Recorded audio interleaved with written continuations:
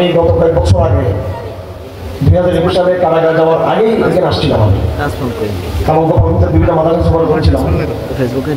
বাংলাদেশে এখন প্রায় প্রত্যেক বড় বড় জেলাতে প্রযুক্তি বিশ্ববিদ্যালয় প্রতিষ্ঠা হয়েছে।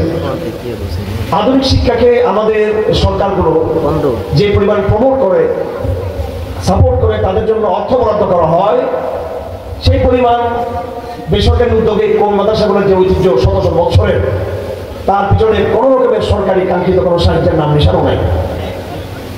এবং সরকারি প্রতিষ্ঠান ছাড়াও বেসরকারি বিভিন্ন এনজিওরা রয়েছে, যদিও তারা নামে নন গভর্নমেন্ট অর্গানাইজেশন, বেসরকারি সংস্থা, কিন্তু প্রত্যেকটা সরকার, যখন যে সরকার আসুক, তারা যদিও বেসরকারি সংস্থা, এনজিও না, সরকারগুলোর মধ্যে তাদের প্রভাব আলমোলামাদের চেয়ে অনেক বেশি। তারা যদিও নাম দিয়েছে এনজিও, বেসরকারি সংস্থা, কিন্তু সব ধরনের, সব রকমের আর্থিক, মনস্তাত্ত্বিক, বুদ্ধিভিত্তিক, সাংবিধানিক, সাংস্কৃতিক, সামাজিক সব রকমের সাপোর্ট নিয়েই এই এনজিও টিকে আছে বাংলাদেশে। এবং তার চেয়েও বেশি এই এনজিওগুলো সাহায্য পেয়ে থাকে বিদেশি বিভিন্ন দূতাবাস থেকে, বিদেশি বিভিন্ন রাষ্ট্র থেকে। প্রত্যেকটা মুসলিম দেশে আপনি খেয়াল করবেন এই এনজিওগুলো রয়েছে, যারা সরকার রয়েছে তারা হলো সার্টিফিকেটধারী বিদেশিদের গোলাম। সেটা যখন যে গভর্নমেন্ট থাকুক, কে ভারতের দালালি করে, কে আমেরিকাটা করে, কথা ঠিক আছে? সরকারগুলোর সাথে সরকারের সম্পর্ক থাকে এবং মাঝে মাঝে রাষ্ট্র ভার্সেস রাষ্ট্র, সরকার বরং সরকার, কিছু তাদের মধ্যে মনোমালিন্য হয়, স্বার্থের সংঘাত থাকে।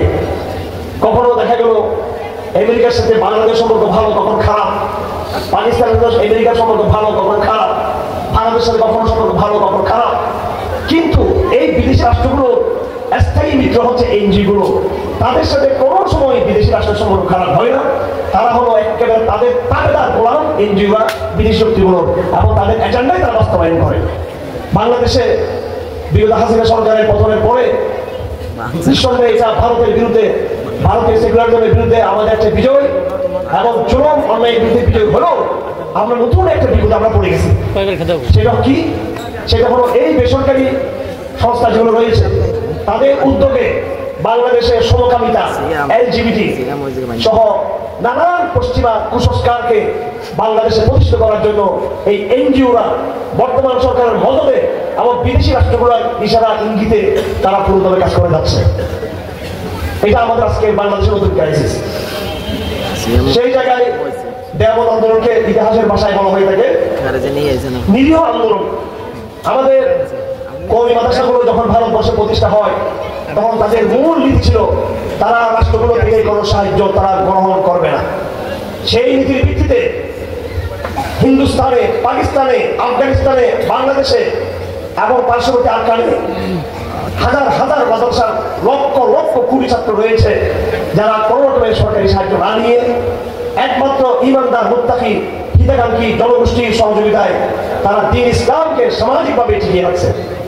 কওমি মাদ্রাসাগুলো রাজনৈতিক শক্তি নয় আমরা বলি, কিন্তু তারা বাংলাদেশের সবচেয়ে শক্তিশালী সামাজিক সংগঠন। এই সামাজিক সংগঠনকে বাদ দিয়ে কোনোদিন বাংলাদেশে কারো পক্ষে রাজনীতি করা সম্ভব নয়।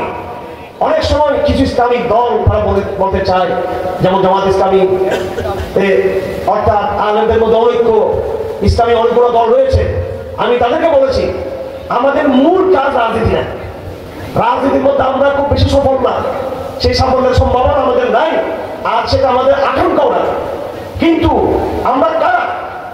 ওলামায়ে কেরাম বলেন সেই ব্রিটিশ আমল থেকে, বড় তারও আগ থেকে, ব্রিটিশ আমলের কথা আমি এই জন্যই বলছি, যেহেতু ব্রিটিশ আমল থেকে ক্ষমতা আমাদের হাত থেকে চলে গেছে।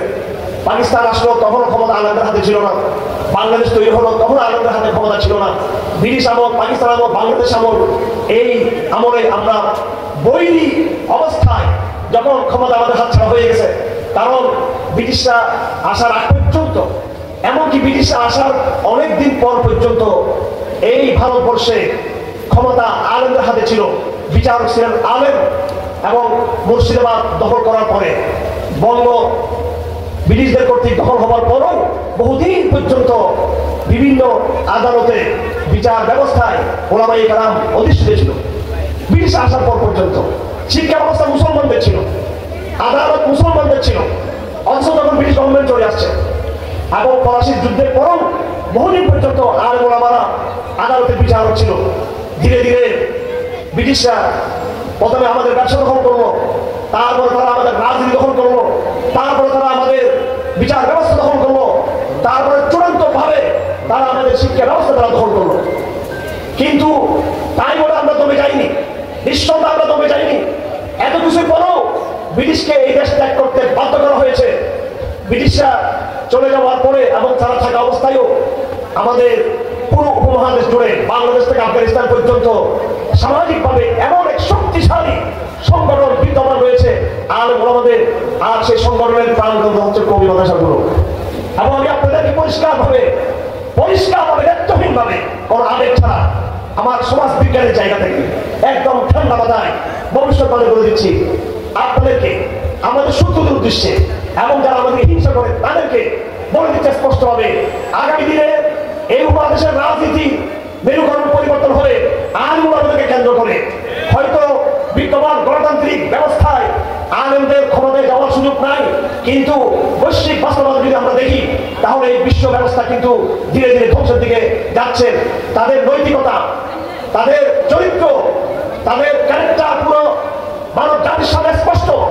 তারা মুসলিম বিশ্বে তাদের আগ্রাসী নীতির কারণে ইতিমধ্যে তার নৈতিক বল হারিয়েছে। তারা একবার আফগানিস্তানে পরাজিত হয়েছে, আরেকবার সিরিয়াতে পরাজিত হয়েছে, আরেকবার আফ্রিকার বিস্তীর্ণ অঞ্চলে পরাজিত হয়েছে, এবং তারা ফিলিস্তিনের যে লড়াই, এই লড়াই কিন্তু এই পশ্চিমা শক্তি পরাজয় বরণ করেছে।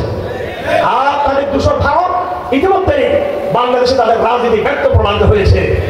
আপনারা যদি দেখবেন, পরীক্ষা করবেন, এই বিশ্ব রাজনীতি পরিকল্পনা যারা করে আমেরিকা, ভারত, রাশিয়া, এই প্রত্যেকটা দেশ আধুনিক জমানার ইতিহাসে মারাত্মকভাবে মুসলমানদের দ্বারা তারা ঘায়েল হয়েছে, মুসলমানদের দ্বারা তারা মার খেয়েছে, মুসলমানদের দ্বারা তারা পরাজিত হয়েছে। তারা সুতরাং এই পরাজিত বিশ্ব শক্তি আরো 100 বছর আমাদেরকে রাজত্ব করবে, এই আমেরিকা, এই রাশিয়া, এই ভারত, সেটা ইম্পসিবল, সেটা আর কখন হবে না।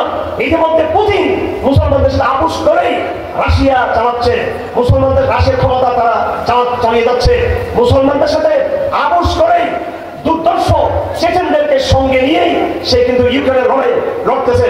মুসলমানদেরকে ছাড়া কোনোদিন পুতিনের পক্ষে সম্ভব ছিল না।